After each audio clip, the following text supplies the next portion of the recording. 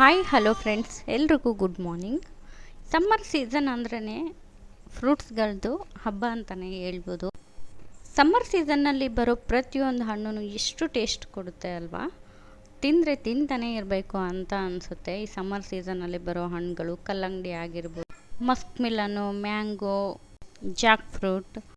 ಈ ಸಮ್ಮರ್ ಸೀಸನಲ್ಲಿ ನಾವಂತರೂ ಮಾವಿನ ಹಣ್ಣನ್ನ ಮನಸ್ಸಿಗೆ ತೃಪ್ತಿ ಆಗುವಷ್ಟು ತಿಂದಿದ್ದೀವಿ.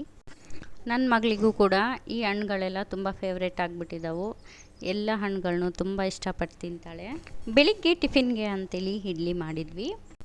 ಇವತ್ತು ಮಧ್ಯಾಹ್ನ ಊಟಕ್ಕೆ ಅನ್ನ, ಚಪಾತಿ, ಎಣ್ಣೆ ಬದನೆಕಾಯಿನ ಮಾಡೋಣ ಅಂತೇಳಿ ಎಣ್ಣೆ ಬದನೆಕಾಯಿ ರೆಸಿಪಿನ ಶೇರ್ ಮಾಡ್ತಾ ಇದ್ದೀನಿ.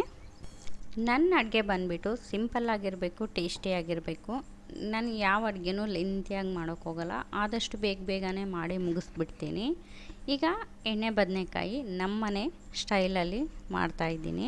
ಒಬ್ಬೊಬ್ಬರ ಮನೆಯಲ್ಲಿ ಒಂದೊಂದು ಥರ ಅಡುಗೆ ಮಾಡೋ ಪ್ರೋಸೆಸ್ ಇರುತ್ತೆ. ಅದಕ್ಕೋಸ್ಕರ ನಮ್ಮನೆ ಸ್ಟೈಲಲ್ಲಿ ಅಂತ ಹೇಳ್ತಾ ಇದ್ದೀನಿ. ಇದಕ್ಕೆ ಫಸ್ಟು ಒಂದು ಸ್ವಲ್ಪ ಶೇಂಗಾನ ಹಾಕ್ಕೊಂಡಿದ್ದೀನಿ. ಆಮೇಲೆ ಒಂದು ಸ್ವಲ್ಪ ಒಣ ಕೊಬ್ಬರಿ, ಒಂದು ಸ್ವಲ್ಪ ಕೊತ್ತಂಬರಿನ ಹಾಕ್ಕೊಂಡಿನಿ. ಹಾಗೆ ಟಮಾಟೆ, ರುಚಿಗೆ ತಕ್ಕಷ್ಟು ಹಸಿಮೆಣಸಿನ್ಕಾಯಿ, ಒಂದು ಬೆಳ್ಳುಳ್ಳಿ, ಒಂದು ಈರುಳ್ಳಿ, ಸ್ವಲ್ಪ ಹುಣಸೆ ಹಣ್ಣು, ಹಾಗೆ ಸ್ವಲ್ಪ ಉಪ್ಪು, ಅರಿಶಿನ, ಎರಡು ಮೆಣಸು, 2 ಲವಂಗ, ಒಂದು ಸ್ವಲ್ಪ ಚಕ್ಕೆ, ಹಾಗೆ ಸ್ವಲ್ಪ ಕರಿಬೇವನ್ನ ಹಾಕ್ಕೊಂಡು ಸಣ್ಣದಾಗಿ ಮಿಕ್ಸಿ ಮಾಡ್ಕೊಂಡಿದ್ದೀನಿ. ಈಗ ಕುಕ್ಕರ್ನ ಬಿಸಿ ಮಾಡೋಕ್ಕಿಟ್ಟಿದ್ದೀನಿ. ಅದರಲ್ಲಿ ಒಂದು ಸ್ವಲ್ಪ ಎಣ್ಣೆನ ಹಾಕಿ ಒಂದು ಈರುಳ್ಳಿ ಸ್ಲೈಸಸ್ ಆಗಿ ಕಟ್ ಮಾಡಿ ಹಾಕಿದ್ದೀನಿ. ಈರುಳ್ಳಿ ಎಲ್ಲ ಗೋಲ್ಡನ್ ಕಲರ್ಗೆ ಬಂದಿದೆ.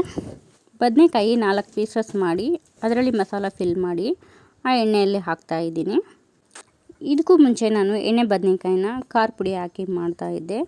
ನನಗೆ ಯಾಕೋ ಅದ್ರ ಟೇಸ್ಟು ಸರಿ ಅಂತ ಅನ್ನಿಸ್ಲಿಲ್ಲ. ಇತ್ತೀಚೆಗೆ ಎಣ್ಣೆ ಬದನೆಕಾಯಿ ಮಾಡಿದಾಗೆಲ್ಲ ಮೆಣಸಿನ್ಕಾಯಿ ಹಾಕಿ ಮಾಡ್ತೀನಿ. ತುಂಬಾ ಟೇಸ್ಟಿಯಾಗಿರುತ್ತೆ.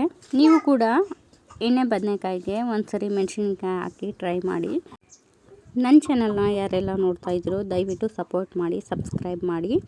ಇದೆಲ್ಲ ಬದನೆಕಾಯಿ ಮಸಾಲ ಫಿಲ್ ಮಾಡಿ ಹಾಕಿದ್ದೀನಿ. ಈಗ ಒಂದು 5 ನಿಮಿಷ ಹಾಗೆ ಬೇಯಿಸ್ಕೊತೀನಿ. ಈಗ ಉಳಿದಿರುವಂತಹ ಮಸಾಲನೆಲ್ಲ ನೀರು ಹಾಕ್ಕೊಂಡು ಬದನೆಕಾಯಲ್ಲಿ ಹಾಕ್ಕೊಳ್ತಾ ಇದ್ದೀನಿ. ಈಗ ರುಚಿಗೆ ಉಪ್ಪು ಕಡಿಮೆ ಆಗಿದೆ ಅಂತ ಅನಿಸಿದ್ರೆ ಇಲ್ಲೇ ಒಂದು ಸ್ವಲ್ಪ ಹಾಕ್ಕೊಳ್ಬೇಕು. ನಾನೊಂದು ಸ್ವಲ್ಪ ಉಪ್ಪನ್ನ ಹಾಕ್ಕೊಂಡು ಎಲ್ಲ ಮಿಕ್ಸ್ ಮಾಡಿ ಎಷ್ಟು ನೀರು ಬೇಕೋ ಅಷ್ಟು ನೀರನ್ನ ಹಾಕಿ ಹಾಗೆ ಒಂದು ಸ್ವಲ್ಪ ಗರಂ ಮಸಾಲಾನ ಹಾಕ್ಕೊಳ್ತಾ ಇದ್ದೀನಿ. ಇದೆಲ್ಲ ಮಿಕ್ಸ್ ಮಾಡಿಕೊಂಡು ಒಂದು 4 ವಿಸಿಲ್ 3 ಇಲ್ಲ 4 ವಿಸಿಲ್ ಹಾಕ್ಕೊಂಡ್ರೆ ಬದನೆಕಾಯಿ ಬೆಂದಿರುತ್ತೆ. ಈಗ ಬದನೆಕಾಯಿಗಿಟ್ಟು ಹೊರಗಡೆ ಹೋಗೋಣ ಅಂತೇಳಿ ಹೊರಗಡೆ ಬರ್ತಾಯಿದ್ದೆ. ಬಾಗಿಲು ಹತ್ರನೇ ಒಂದು ದೊಡ್ಡದು ಉಡ ಇತ್ತು. ಎದುರುಕೊಟ್ಟು ಬಾಗಿಲು ಹಾಕ್ಬಿಟ್ಟೆ. ಮತ್ತೆ ವಿಡಿಯೋ ಕ್ಯಾಪ್ಚರ್ ಮಾಡೋಣ ಅಂತ ಹೊರಗಡೆ ಬಂದಿದ್ದರೆ ಅದು ತುಂಬ ದೂರ ಹೋಗಿತ್ತು. ಹಂಗೆ ಒಂದು ಸ್ವಲ್ಪ ವಿಡಿಯೋನ ಮಾಡಿದ್ದೀನಿ. ಬದನೆಕಾಯಿನೂ ರೆಡಿ ಆಯಿತು. ಅಷ್ಟರಲ್ಲೇ ನೀವು ನೋಡ್ತಾ ಇರ್ಬೋದು ಎಷ್ಟು ಚೆನ್ನಾಗಿ ಎಣ್ಣೆ ಬಿಟ್ಟಿದೆ, ನೋಡೋಕ್ಕೆ ಎಷ್ಟು ಚೆನ್ನಾಗಿ ಅನ್ನಿಸ್ತಾ ಇದೆ ಅಂತೇಳಿ. ಈಗ ಊಟ ಎಲ್ಲ ಆದಮೇಲೆ ಹಂಗೆ ಒಂದು ಸ್ವಲ್ಪ ಕೆಲಸ ಇತ್ತು ಅಂತೇಳಿ ಹಂಜೂರು ತೋಟದಲ್ಲಿ ಬಂದಿದ್ದೆ. ಹಾಗೆ ಒಂದು ವಿಡಿಯೋನ ಕ್ಯಾಪ್ಚರ್ ಮಾಡ್ಕೊಳ್ತಾ ಇದ್ದೀನಿ. ಇದೆಲ್ಲ ನಮ್ಮದು ಹಂಜೂರು ಹೊಲ. ನೀವು ನೋಡ್ತಾ ಇರ್ಬೋದು ಗಿಡಗಳೆಲ್ಲ ಎಷ್ಟು ದೊಡ್ಡದಾಗಿದೆ ಅಂತೇಳಿ. ಇಲ್ಲಿ ಕಾಣಿಸ್ತಾ ಇದೆ ಅಲ್ಲ, ಇದೆಲ್ಲ ಹಂಜೂರು ಕಾಯಿ. ಇದು ಸ್ವಲ್ಪ ಸೈಜ್ ದೊಡ್ಡದಾದ್ಮೇಲೆ ಹಣ್ಣಾಗುತ್ತೆ. ಈಗ ಚಿಕ್ಕದಾಗಿದ್ದಾವೆ ಹಣ್ಣು. ಆ್ಯಕ್ಚುಲಿ ಇವತ್ತು ಬೆಳಿಗ್ಗೆ ಅರ್ದಿದ್ದೀನಲ್ಲ, ಅದಕ್ಕೋಸ್ಕರ ಅಷ್ಟು ಹಣ್ಣುಗಳು ಕಾಣಿಸ್ತಾ ಇಲ್ಲ, ಬರೀ ಕಾಯಿನೇ ಇದ್ದಾವೆ. ಬಿಸಿಲಿಗೆ ಬೇಗ ಹಣ್ಣಾಗ್ತವೆ ಈ ಕಾಯಿಗಳೆಲ್ಲ. ಇಲ್ಲಿ ನುಗ್ಗೆಕಾಯಿ ಗಿಡನೂ ಹಾಕ್ಕೊಂಡಿದ್ದೀವಿ ಮನೆಗೋಸ್ಕರ ಅಂತೇಳಿ. ಇನ್ನೂ ಚಿಕ್ಕದಾಗಿದೆ, ಮೊನ್ನೆಯನ್ನು ತೆಗ್ದಿದ್ವಿ ನುಗ್ಗೆಕಾಯಿ. ಒಂದು 4 ಗಿಡಗಳಿದ್ದಾವೆ. ಮನೆಗೆ ಸಾಕಾಗಷ್ಟು ಬರುತ್ತೆ. ಗೊತ್ತಿರೋರಿಗೆಲ್ಲ ಕೊಟ್ಬಿಡ್ತೀವಿ. ರಿಲೇಟಿವ್ಸ್ ಯಾರಾದರೂ ಬಂದರೆ, ಇಲ್ಲಾಂದರೆ ಹೊಲದಲ್ಲಿ ಕೆಲ್ಸಕ್ಕೆ ಬಂದರೆ ಅವ್ರಿಗೆ ಕೊಟ್ಟು ಕಳಿಸ್ತೀವಿ. ಮನೆಗೆ